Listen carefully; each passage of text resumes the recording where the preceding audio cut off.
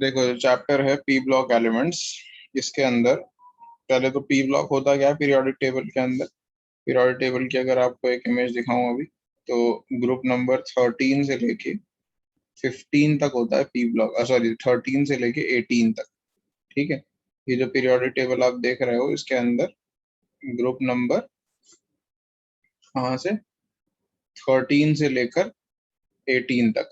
ठीक है, तो ग्रुप 13, 14, 15, 16, 17 और 18, ये जो है ये पी ब्लॉक है पूरा। इसके बारे में डिटेल में पढ़ना है, तो अब इसके अंदर जो सारे ग्रुप्स है ना, वो आपको याद करने पड़ेंगे इसके अंदर।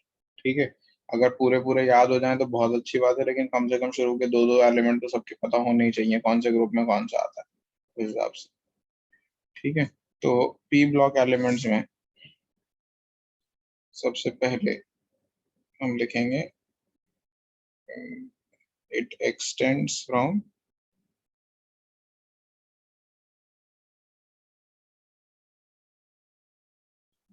Group 13 to 18।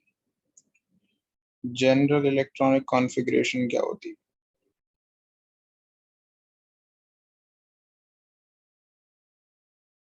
General electronic configuration है NS2 NP में 1 to 6 इलेक्ट्रॉन्स। ठीक है, इट कंप्राइजेस या contains metals, non metals and metalloids. तीनों चीजें होती हैं इसमें। ठीक है, in solid, liquid and gaseous states. तो स्टेट्स भी सारी होती हैं, स्पेशली कौन से ग्रुप में? 17 ग्रुप एक ऐसा ग्रुप है जिसमें सारी स्टेट्स अवेलेबल। ठीक है, जैसे ग्रुप 17 में फ्लोरीन क्लोरीन जो है वो गैस होता है, ब्रोमीन लिक्विड होता है, आयोडीन सॉलिड होता है और एस्ट्रिटीन भी उसके नीचे सॉलिड होता है। तो अगर ये पूछा जाए कौन सा ग्रुप ऐसा पीरियोडिक टेबल में जिसमें तीनों स्टेट्स एग्जिस्ट करती हैं, सॉलिड लिक्विड गैस, तो ग्रुप 17 होता है, इसमें तीनों स्टेट्स एक साथ एग्जिस्ट करती हैं। ठीक है, फिर अगर हम ये देखें कि जनरल मेटालिक या नॉन मेटालिक ट्रेंड, लेफ्ट से राइट जाते हुए मेटालिक कैरेक्टर बढ़ता है। ठीक है, मेटालिक सॉरी नीचे जाते हुए मेटालिक कैरेक्टर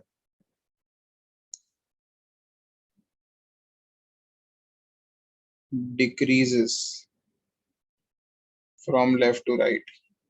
तो लेफ्ट से राइट जाते हुए मेटालिक कैरेक्टर कम हो जाता है, सॉरी मैंने बढ़ता है बोल दिया था, decreases from left to right and increases down the group.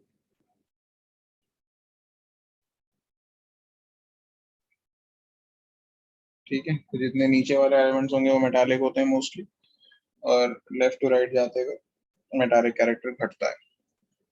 ठीक है, the maximum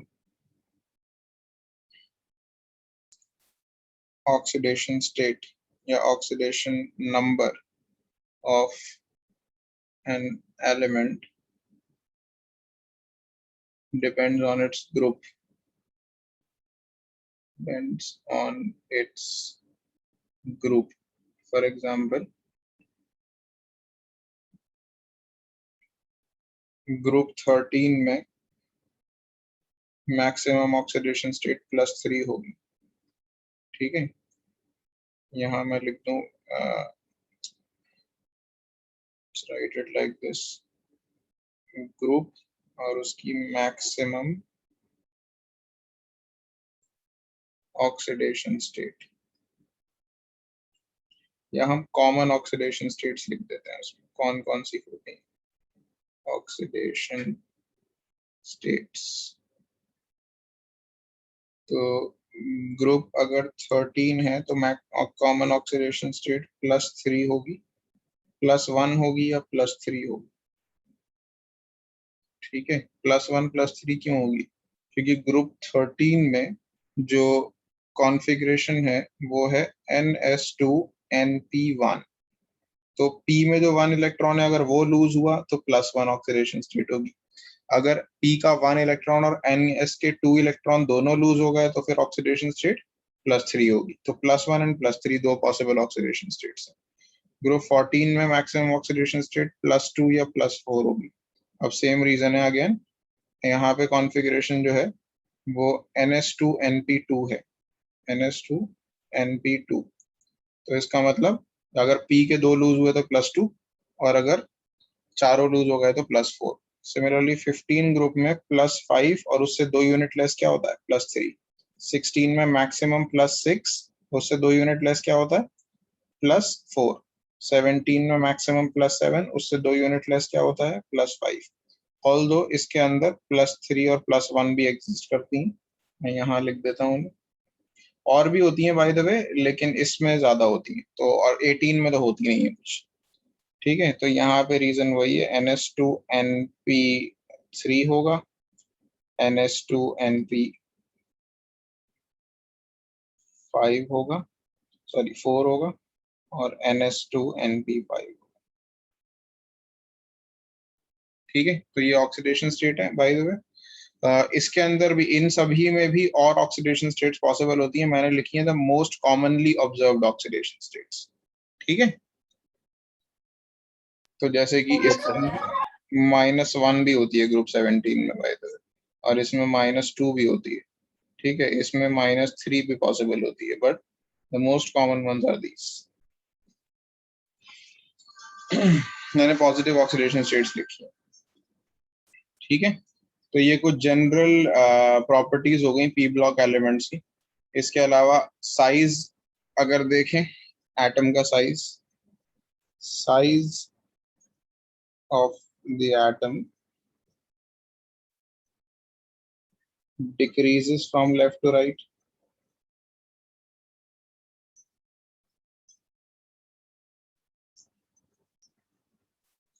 while increases down the group। तो इसमें कुछ नया नहीं है, it is the same trend, increases down the group। ठीक है, लेफ्ट टू राइट जाते हुए साइज डिक्रीज होता है और इंक्रीज होता है जैसे हम नीचे जाते हैं।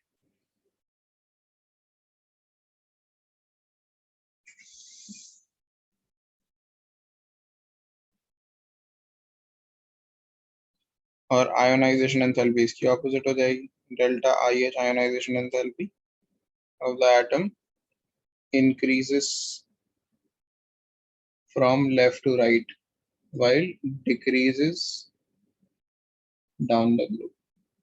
ठीक है, तो आयोनाइजेशन एंथैल्पी इसका ऑपोजिट होगा, energy required to lose electron, वो साइज के हमेशा ऑपोजिट होती है। ठीक है, अब इसमें एक चीज और ध्यान देनी है, इनर्ट पेयर इफेक्ट। आवाज क्लियर है? Yes sir. ठीक है, इनर्ट पेयर इफेक्ट कहाँ रोल प्ले करता है?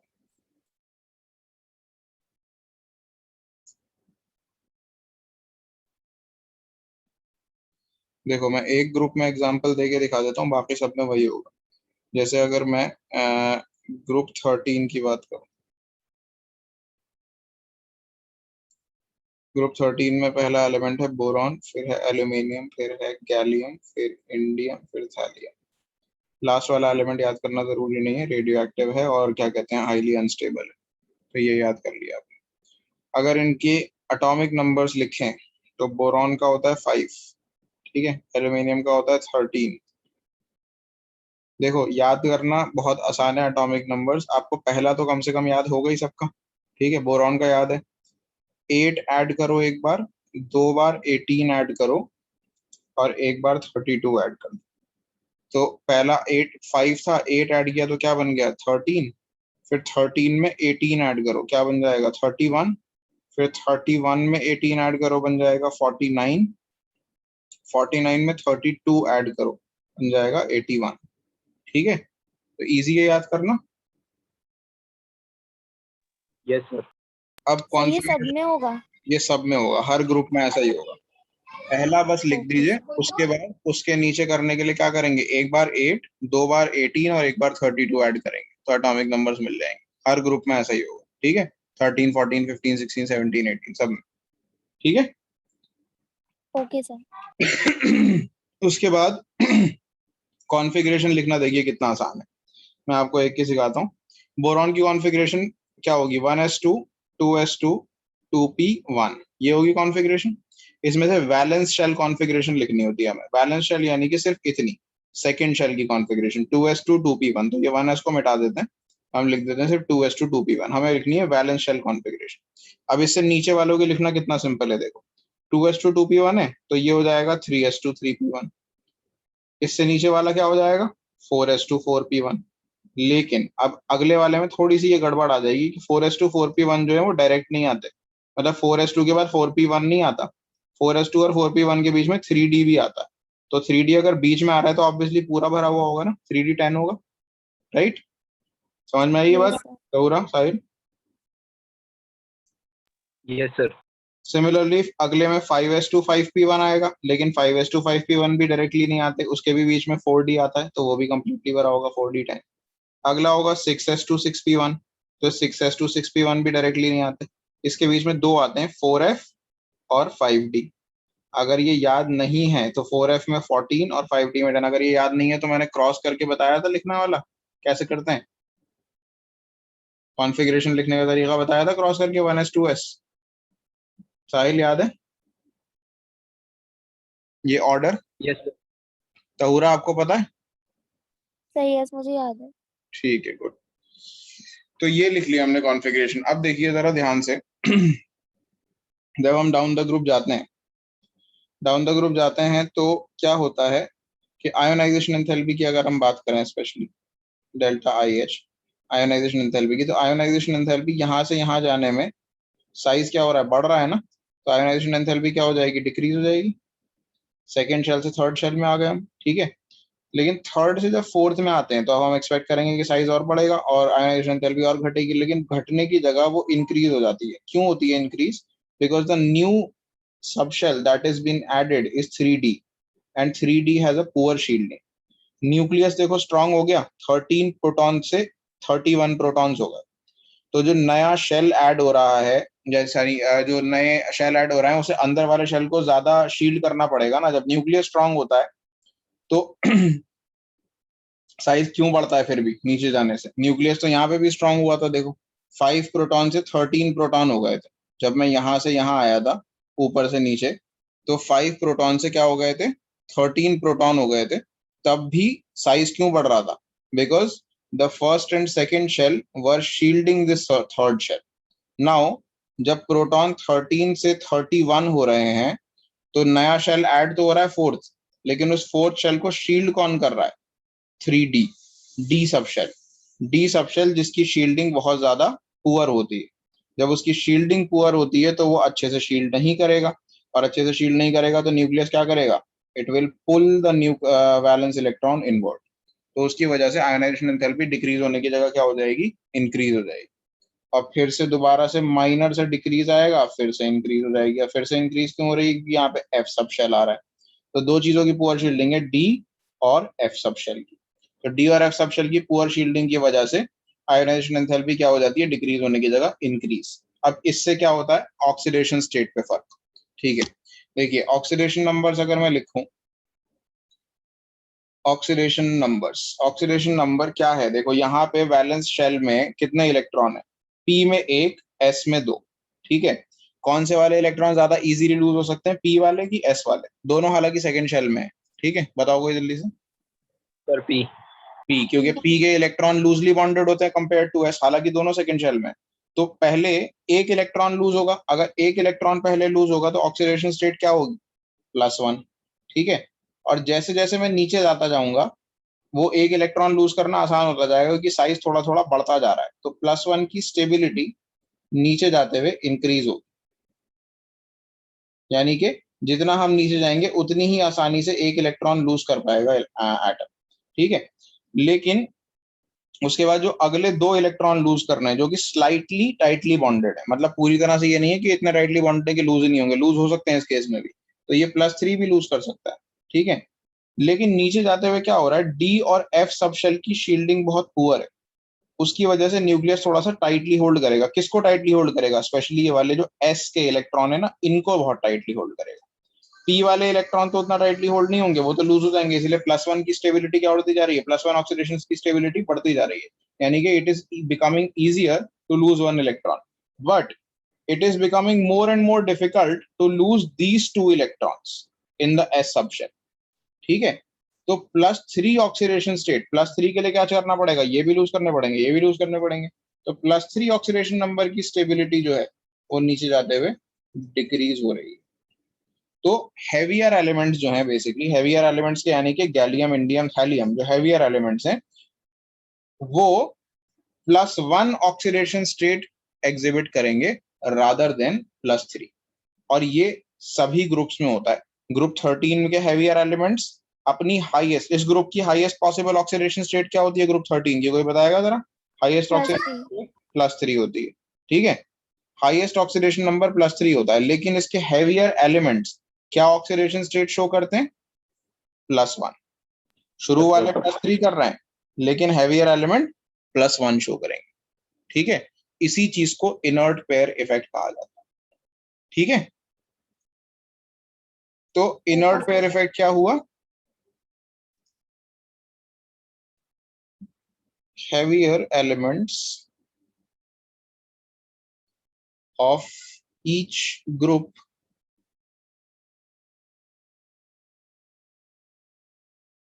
in P block exhibit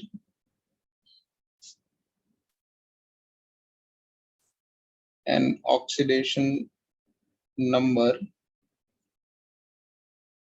Let me move this downwards. Exhibit oxidation number 2 units lower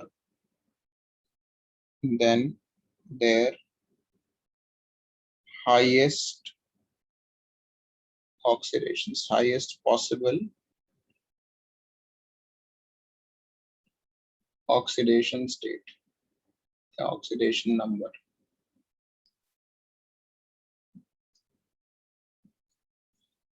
This is due to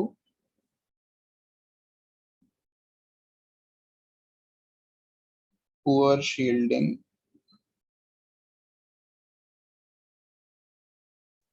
of D and F orbitals. Sir, I did not know we had a class at this point This is in called, time. कोई बात नहीं, अब कर लिया, देख लेना। This is क्या called, क्या class कर रहा है? बस स्टार्ट ही किया है पी ब्लॉक अभी। इनर्ट पेयर इफेक्ट, ठीक है, समझ में आ गया भाई? टर्म 1 का चैप्टर है ना सर? हाँ, टर्म 1 का यार। साहिल तोरा समझ में आ गया ये चीज? Yes, sir. Yes, sir. तो ग्रुप 13 में heavier elements +1 oxidation state show करना प्रेफर करेंगे, ठीक है। सिमिलरली ग्रुप 14 में क्या शो करेंगे हेवियर एलिमेंट्स? Sir, +2. +2, और ग्रुप 15 में क्या शो करेंगे? +3. +3। समझ गया ना लॉजिक? जितनी भी ग्रुप की हाईएस्ट ऑक्सीडेशन स्टेट होती है उससे 2 यूनिट लेस शो करेगा हर किसी का हेवियर एलिमेंट, ठीक है। तो इस लॉजिक पे बहुत सारे क्वेश्चंस आएंगे हमारे पास, ठीक है। तो अभी हमने जनरल इंट्रोडक्शन कर लिया है पी ब्लॉक का, अब हम स्पेसिफिक ग्रुप्स के बारे में पढ़ेंगे, एक एक करके स्पेसिफिक ग्रुप्स को डिस्कस करेंगे। अब देखो ऐसा है, इसके आगे का जो चैप्टर है ना ये सारा थ्योरी है, तो मैं एक एक चीज हाथ से लिखूं नोट्स में उसका कोई पॉइंट नहीं है। मैं बुक खोल के ये चैप्टर पढ़ाऊंगा इसके आगे का, ठीक है। जो जितना लिखवाने की जरूरत होगी मैं लिखवाऊंगा भी, बट मोस्टली मैं एनसीईआरटी खोलकर ये चैप्टर पढ़ाऊंगा और आप उसके अंदर एनसीईआरटी में मार्क करते जाओ, अपने आप नोट्स बनाते रहना, और बेटर येट नोट्स बनाना चाहो तो बना लेना, बहुत अच्छी बात है, बनाने चाहिए। लेकिन अगर नोट्स नहीं बनाना चाहते तो एनसीईआरटी के जितने क्वेश्चंस है ना उनके आंसर जरूर लिख लेना कॉपी में अपने पास, ठीक है। एनसीईआरटी के question in text, example, exercise सारे, उसके अलावा भी एनसीईआरटी में तकरीबन 100 क्वेश्चन हैं इस चैप्टर में, ऑलमोस्ट 90 या 100 के आसपास क्वेश्चन है इन टेक्स्ट, एग्जाम्पल सब कुछ मिला के। लेकिन that will not be enough to prepare for your exam, उसके अलावा एग्जाम्पलर के क्वेश्चंस भी कर लेना। तो इसके क्वेश्चन आंसर जितने कर सकते हो कर लो और टेक्स्ट पढ़ लो बस, ठीक है। थ्योरी चैप्टर है, अगर मैं लिखवाना शुरू करूंगा नोट्स तो हमारा महीना निकल जाएगा लिखवाते लिखवाते, और तब भी ढंग से नहीं लिख पाएंगे पूरा। ठीक है, तो आई ओपन द बुक और फिर वहां से स्टार्ट करते हैं। ठीक, अच्छा पहले मैं एक जनरल इंट्रोडक्शन दे दूं मैं क्या कराने वाला हूं इसके अंदर। देखो ग्रुप्स करके, अच्छा चलो नया पेज नहीं बनाते, let's do it in that one only. तो इसमें एक एक करके ना एक एक ग्रुप को पढ़ना है हमें। तो जैसे सबसे पहले हम ग्रुप 13 से शुरू कर, 13 नहीं सॉरी, 13 14 तो 11th क्लास में आ चुका था। ग्रुप 15 से शुरुआत करेंगे हम। तो ग्रुप 15 पढ़ेंगे, ग्रुप 16 पढ़ेंगे, ग्रुप 17 पढ़ेंगे और ग्रुप 18 पढ़ेंगे। ठीक है, सबसे छोटा ग्रुप 18 है, सबसे लंबे जो है, सबसे ज्यादा कंटेंट जो आ रहा है आपके उसमें एग्जाम में, वो ग्रुप 15 और 16 से आएगा। ठीक है, तो 15 और 16 के बारे में क्या क्या चीजें पढ़नी है आपको, पहले मैं ये रिलेट कर देता हूँ। सभी में यही सेम ही पढ़ना होगा। पहले तो आप जनरल प्रॉपर्टीज पढ़ोगे, general physical and chemical properties, physical chemical properties. ठीक है, हर ग्रुप की यही 15 में ही पढ़ोगे, यही 16 में, 17 में भी, 18 में भी। ठीक है, फिर उसके बाद इनके कुछ कंपाउंड्स के बारे में पढ़ोगे, इनके general compounds, basically general compounds और उनकी प्रॉपर्टीज। ठीक है, जैसे कि इनके एग्जाम्पल, इनके हाइड्राइड्स, ऑक्साइड्स, ठीक है, हैलाइड्स। यानी इसका मतलब क्या हुआ हाइड्राइड्स, ऑक्साइड्स, हैलाइड्स का, यानी कि जब ये एलिमेंट्स हाइड्रोजन से कंबाइन करते हैं तो कैसे कंपाउंड बनाते हैं, हैलोजन से कंबाइन करते हैं तो क्या बनाते हैं, ठीक है, ऑक्सीजन से कंबाइन करते हैं तो क्या बनाते हैं, और इनके ऑक्साइड्स, हाइड्राइड्स और हैलाइड्स की प्रॉपर्टीज भी पढ़ोगे।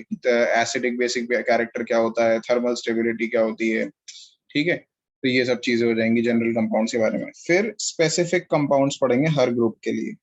ठीक है, स्पेसिफिक कंपाउंड्स हर ग्रुप के पढ़ेंगे हम।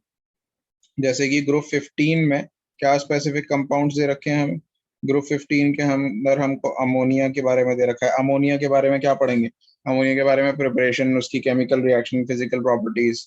फिर ऐसे फॉस्फीन दे रखा है, फिर फॉस्फोरस के हैलाइड्स दे रखे हैं, और क्या कहते हैं, फॉस्फीन के अलावा उससे पहले सॉरी नाइट्रोजन दे रखा है। हाँ, स्पेसिफिक शुरू से करते हैं, नाइट्रोजन दे रखा है, अमोनिया दे रखा है, और फिर फॉस्फोरस दे रखा है, फॉस्फोरस की अलग अलग फॉर्म्स, फॉस्फीन गैस दे रखी है, फॉस्फोरस के हैलाइड्स दे रखे हैं, PCl3 PCl5।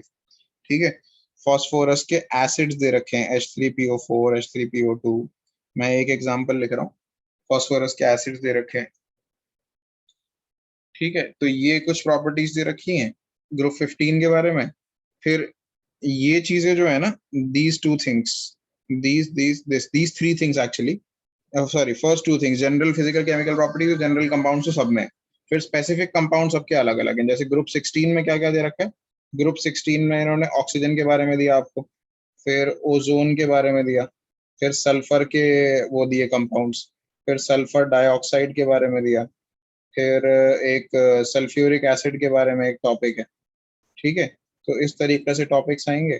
फिर ऐसे ग्रुप 17 के अंदर स्पेसिफिक क्या दे रखा है, ग्रुप 17 में स्पेसिफिक दे रखा है आपको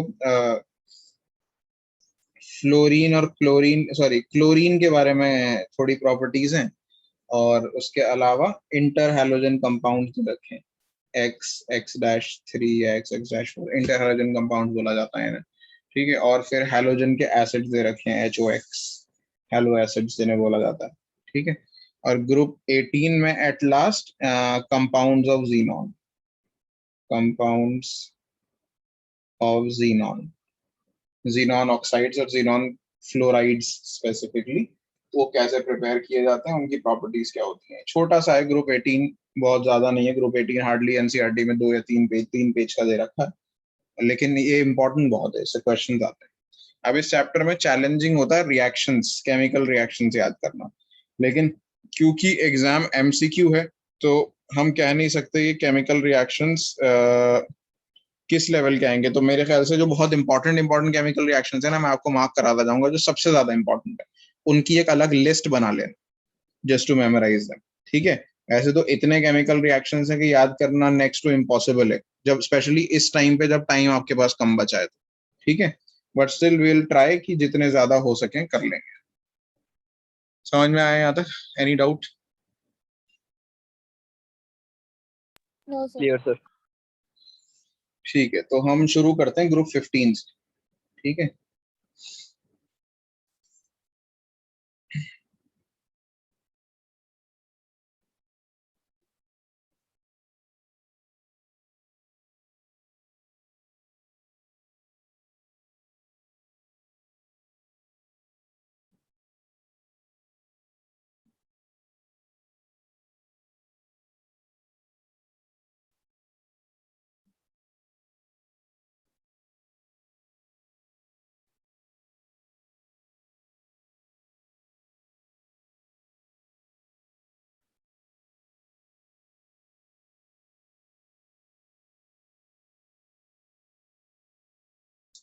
मैं ना फ्रेश नोट्स डाउनलोड कर लेता हूँ, ये ऑलरेडी मार्क्ड है, इसमें थोड़ा कंफ्यूजन हो रहा है।